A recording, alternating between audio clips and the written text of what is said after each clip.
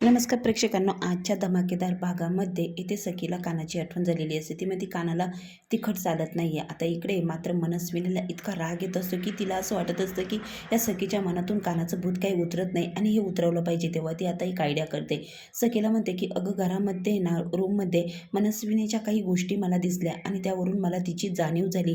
तिची इथे असण्याच्या अस्तित्वाची जाणीव झाली आणि खरंच मला खूप कसं तरी वाटत होतं. तेव्हा आता तुलाही खूप त्रास होत असेल, मलाही माहिती आहे गं. कानाच्या काही वस्तू तुझ्या रूममध्ये आहे आणि त्यावरून मी समजू शकते तुला किती त्रास होत असेल. खरंच सखी, तुला खूप त्रास होत असेल, कारण की त्या कानाच्या वस्तू बघून मला माहिती आहे तुला जो त्रास होत असेल ना, तो तूच काढते आहे. तेव्हा मात्र आणि मग आता सखीला इथे मनस्विनी सांगितलं असं की कानाच्या ज्या वस्तू आहे तू कानाला भेटत का नाही, त्याच्याबरोबर बोलत का नाही, आणि त्याच्या वस्तूंची तुला खूप इतकी आठवण येते. त्याच्या वस्तू घरात राहिल्या तर तुला अजून खूप आठवण येईल. आता सखी म्हणते त्याची एकही वस्तू मी आता घरात ठेवणार नाही, त्याला आत्ताच्या आत्ता भेटणार आहे. आणि मग येते सखी रूममध्ये येते, पण गौतम काका मात्र तिच्या मागोमाग येतो. आणि गौतम काका म्हणतात की सखी, तुला मला माहिती आहे तू कानाला कधीच विसरू शकत नाही, कारण की कानावर तू जीवापाड प्रेम करते. कारण की ज्यावेळी परशू आणि मीनाक्षी जेव्हा कानाबद्दल बोलत होते त्यावेळी तुला तिथे राग आला, कारण की तुला त्याच्याबद्दल बोललेलं सुद्धा वेडवाकडं आवडत नाही, मला माहिती आहे. पण डोळ्याला दिसतं ना, तसं नसतं सखी. कारण की इतक्या वर्ष मनस्विनी जी आहे ती सरकार तेजस्विनी वहिनी म्हणून आपल्या घरात राहिली, पण आज आपल्याला ओळखायला आलं नाही, कारण की आपल्या डोळ्याला ते दिसलंच नाही. तेव्हा तू आत्ताच्या आत्ता वाईट वेडावाकडा काहीच निर्णय घेऊ नको, कारण की जास्त आपण ज्या व्यक्तींबरोबर बोलत नाही ना, त्यावेळी समस्या आणखीन वाढत चालतात. आणि ज्यावेळी तू कानाबरोबर बोलशील आणि त्यावेळी तुमच्यातले गैरसमज, ज्या समस्या आहे ते दूर होईल. मला तरी असं वाटतं की तडकाफडकी सखी तू निर्णय घ्यायला नको आहे, कारण की काना जो आहे त्याने आत्तापर्यंत आपल्याला काही त्रास दिला का, तो आपल्या संग काही वेडोवाकडं वागला का. तेव्हा आता सखी म्हणते, नाही काका, तुझे विचार खूप चांगले आहे, तू खूप शांतपणे विचार करू शकतो, पण मी नाही. मी आता मात्र माझ्या मनाने जे ठरवलं आहे तेच करणार आहे. पण इथे गौतम आता सखीला समजत असो, सखी खरंच तू तुझ्या एकदा अंतर्मनाचा मनाने विचार घे आणि तुझं मन जे तुला सांगतंय ना त्याच्यावर विचार कर. लगेच असा निर्णय घेऊ नको. तुझं आतलं मन तुला काय सांगत आहे, कारण की आपण ज्या आता इकडे गौतम काका जे असतात ते सखीला खूप काही समजून सांगत असतात, सखीची समजूत काढत असतात. कानात असं नाही आहे, कारण की तो आपल्याबरोबर राहिला. इतके दिवस आपण त्याला समजून घेतलं, इतके दिवस तो आपल्याबरोबर होता, कधी आपल्याबरोबर तो वाईट वागला नाही. पण आता घरामध्ये जी मनस्विनी जी होती ती आपल्याला कधी कळली का? आपण तिला इतके दिवस तेजस्विनी समजत होतो. इकडे आता सखी जी असते ती कानाला कॉल करते, कारण की आता काना इकडे खूप खुश होतो. सखी, मी तुम्हालाच फोन करणार होतो, बोला ना बेबी सरकार, असं म्हटल्यावर आता इकडे सखीला खूप गैरवरून आलेलं असतं. काना म्हणतो, कुठे? तर सखी म्हणते, मला तुला भेटायचं आहे कबीर किर्लोस्कर, तुझं घर कुठे आहे, ॲड्रेस मला पाठव.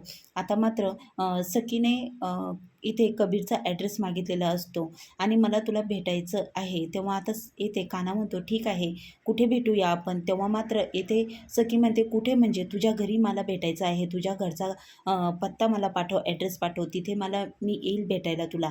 आता इकडे सखीने इथे कानाला कॉल करून भेटण्यासाठी सांगितलेलं असतं. आता मग कानाला सखीचा कॉल आलेला असतो. काना येथे म्हणतो की आई, तू जरा फिरायला जाऊन ये ना, तू सकाळपासून फिरली नाही आहे. तेव्हा अपर्णा म्हणते, अरे मी चालून आले, मी फिरले. पण काना म्हणतो, परत जा, थोडीशी चालली की तुला बरं वाटेल. आणि आता तिला घेऊन जायला सांगतो, कारण की कानाला माहिती असतं की सखी आता घरी येणार असते. तेव्हा मात्र तो त्याच्या आईला आग्रह करून बाहेर पाठवतो. तेव्हा मात्र आणि अपर्णा जी असते ती आता येते कान्हाला विचारते, सखीचा कॉल आला का. ती आता देवाला प्रार्थना करत असते की सगळं काही नीट होऊ दे. आता इकडे मात्र सखीला रूममध्ये जाते आणि सगळं सामान पॅक करायला घेतलेलं असतं. आता काना म्हणतो, आई, मासाहेब पण झोपलेले आहेत, इतक्या लवकर ते आता काही उठणार नाही. आता सखी जेव्हा येतील ना, तेव्हा मला सखीबरोबर जे काही आहे ते निवांत बोलता येईल. आता आई देखील बाहेर गेलेली आहे आणि आता सखी येण्याची वाट मात्र काना इथे बघत असतो. आता तितक्यात सखी येते कानाचं सगळं सामान घेऊन आलेली असते. कानाचं कानाचं एक एक वस्तू तिने बॅगमध्ये भरून आणलेल्या असतात. आता ती किर्लोस्करांच्या बंगल्याच्या पुढे असते. आता तितक्यात तिचा धक्का तिथल्या त्या गुलाबाच्या कुंडीला लागतो आणि गुलाबाची कुंडी खाली पडते. आणि मग आता सखीला ती कुंडी खाली पडल्यावर सखी ती कुंडी उचलते आणि त्या कुंडीमध्ये कुंडी उचलून बाजूला करते. आता इकडे काना म्हणतो आता सखी येईलच, आता दिवे लागण्याची वेळ झाली आहे. सखी आणि मी दोघंही मिळून शुभंकरोती म्हणायचं, पण आता सखीला यायला अजून वेळ आहे, तोपर्यंत मी शुभंकरोती म्हणून घेतो. आणि आता काना सखीची वाट बघत असतो. तर काना त्यांच्या भिंतीवर लावलेला जो फोटो असतो तो देखील तो झाकून टाकतो. इकडे मात्र अपर्णा जी असते ती बाहेर ऑफ करीत असते, ती सगळं काही बघत असते. आता ते झाड पडल्यामुळे सखी एक रिकामी कुंडी घेते आणि त्यामध्ये ते गुलाबाचं रोपटं लावून देते आणि त्याला पाणी घालते. खाली माती सांडलेली असते, चिखल होतो, सखीचे पाय चिखलाने भरतात. आता ही अपर्णा जी असते ती आश्चर्याने बघत असते की ही मुलगी हिच्याकडून कुंडी खाली पडते आणि ते गुलाबाचं रोपटं जे असतं ती त्या कुंडीमध्ये पुन्हा लावते. तर येथे सखी म्हणते बरं झालं या गुलाबाला काटे नव्हते. आणि आता सखीने ते रोपटं पुन्हा त्या कुंडीमध्ये लावलेलं असते. इकडे मात्र कानाला हा फोटो दिसू नये, कारण की अपर्णा जी असते ती हॉस्पिटलमध्ये सखीला भेटलेली असते. आता तिला कळू नये म्हणून तो फोटो तो झाकून ठेवतो. आणि आता सखी आलेली असते. इकडे मात्र काना देवापुढे शुभंकरोती म्हणत असतो आणि देवाला प्रार्थना करत असतो. शुभंकरोती म्हणत असतो आणि घरातली पीडा बाहेर जाऊ दे, बाहेरची लक्ष्मी घरात येऊ दे, असं म्हणता क्षणी सखीचं पाऊल त्या घरामध्ये पडलेलं असतं. आता सखीच्या पायाला माती लागलेली असते, पण हे सखीला माहीतच नसतं. त्या मातीच्या पावलांनी सखी घरामध्ये येते. तर इकडे कानाने देवाला प्रार्थना केलेली असते. अपर्णाला आश्चर्यच होतं की ही मुलगी कोण आहे जी मातीचे पाय घेऊन घरामध्ये गेलेली आहे. तिचे सगळे फरचीवर पाय उमटलेले असतात. आणि इकडे मात्र सखी बॅग घेऊन आलेली असते. तेव्हा मध्ये कबीर किर्लोस्कर आहे का? आता मात्र हे सगळं तेव्हा आता सखी कानाला म्हणते तुझं तर सगळंच खूप चांगलं आहे, एवढं मोठं घरदार, तरीही तुला हव्यास कसा होता, एवढ्या प्रॉपर्टीचा तुला हाव कशी होती? आणि इकडे तिच्या पाठोपाठ अपर्णा देखील आता घरात आलेली असते, कानाची आई. आणि मग इकडं सगळं असताना तुला कळालं नाही का? काना म्हणतो सखी मॅडम तुम्हाला काय म्हणायचं आहे मला कळालं नाही. तेव्हा मात्र सखी म्हणते तुला मारलेला टोमणा कळाला नाही का? तुला सगळं असतानाच सुद्धा माझी प्रॉपर्टी हवी होती. तुझ्या घरी तर खूप काही आहे, तरीही तुला दुसऱ्याच्या प्रॉपर्टी कशाला पाहिजे होती? ठीक आहे. तेव्हा आता सखी कानाला सांगत असते की मी सगळ्या वस्तू ज्या आहे ना त्या तुझ्या या वस्तू या बॅगमध्ये आणलेल्या आहे. तुझी एकही आठवण माझ्याकडे राहायला नको, त्यासाठी मी या सगळ्या वस्तू घेऊन आलेल्या आहे. आता पुन्हा आपल्यामध्ये पहिल्यासारखं काहीच होऊ शकत नाही. आणि मग येथे काना म्हणतो ऐकून तर घ्या ना, मला काय म्हणायचं आहे. तेव्हा आता सखी म्हणते आपल्यामध्ये बोलण्यासारखं काहीच राहिलेलं नाही आहे. मी तुला विसरून जाण्याचा निर्णय घेतलेला आहे, त्यामुळे तू सुद्धा मला विसरून जा, कारण की मी तुझ्यावर विश्वास ठेवला पण तू नाही. तेव्हा आता काना म्हणतो सखी मॅडम ऐकून घ्या, मला काय म्हणायचं आहे. जी तुमची आई आहे ना घरामध्ये, जिला तुम्ही आई समजताय, पण ती तुमची आई नाही आहे, ती मनस्विनी, ती सरकार आहे.